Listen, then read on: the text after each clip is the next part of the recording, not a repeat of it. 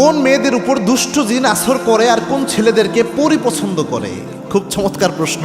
অনেক সময় এই প্রশ্নগুলো এসে থাকে যে হুজুর, আশিক জিন অনেক সময় আমার সাথে মনে হয় রাতের বেলায় আমার সাথে মিলিত হয়, আবার অনেকে বলে যে পরি আমাকে উড়াই নিয়ে চলে যেতে চায়, এরকম কথা বলে।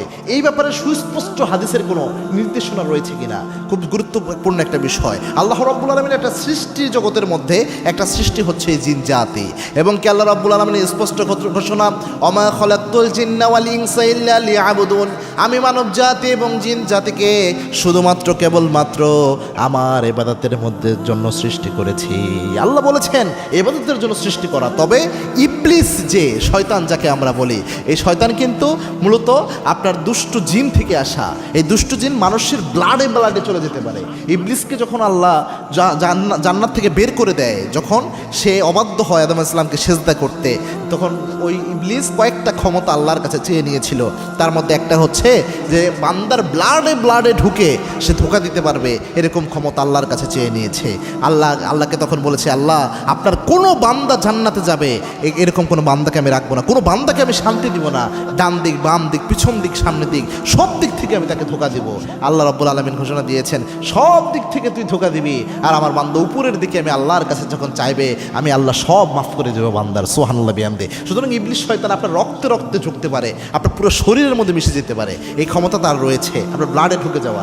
এখন এই যে আমরা অনেক সময় বলি যে আশিক জিন মিলিত হয়, এটাকে বর্তমান মেডিকেল সায়েন্স বলে স্লিপিং প্যারালাইসিস, এইভাবে তারা ব্যাখ্যা করার চেষ্টা করে।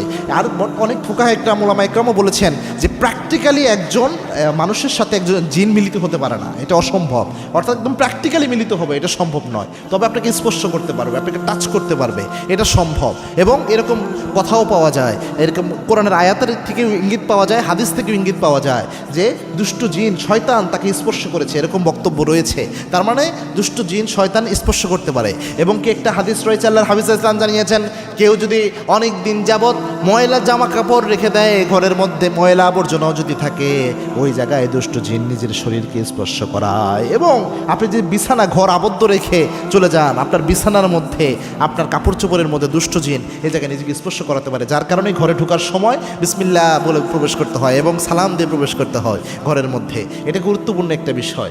এই জন্যে আপনি যে জিনিসটা এখানে বোঝার চেষ্টা করেন, কোন ধরনের ছেলে মেয়েদের, যেই মেয়েরা বা ছেলেরা মূলত, এটা তো আপনার ওই পরি উড়াইয়ে নিয়ে যাওয়া তো আর সম্ভব না, বা আপনার এই আশিক জিন তার সাথে একদম ফিজিক্যালি মিলিত হচ্ছে, একদম ছেলে মেয়ে যেভাবে মিলিত হয়, এটাও ফুকাহা একরাম বলেছেন এটাও অসম্ভব। তবে স্পর্শ করতে পারে, স্বাভাবিকভাবে মিলিত হয়ে যে বাচ্চা টাচ্চা হবে এটা অসম্ভব, তবে স্পর্শ করতে পারবে। এই জিনিস থেকে হেফাজতে থাকার জন্য যে জিনিসগুলো থেকে প্রথমত সতর্কতা অবলম্বন করতে হবে, আপনি ওয়াশরুমে পেশাব পায়খানা থেকে নিজেকে সর্বোচ্চ সতর্ক রাখবেন, কেননা যারা নাপাক থাকে, অপবিত্র বেশি থাকে, তাদের উপরেই এই জিনিসগুলোর প্রভাব বেশি থাকে। 2 নম্বর হচ্ছে মেয়েদের যে অসুস্থতার সময়টা রয়েছে মান্থলি, এই সময় সবচেয়ে সতর্ক থাকতে হবে।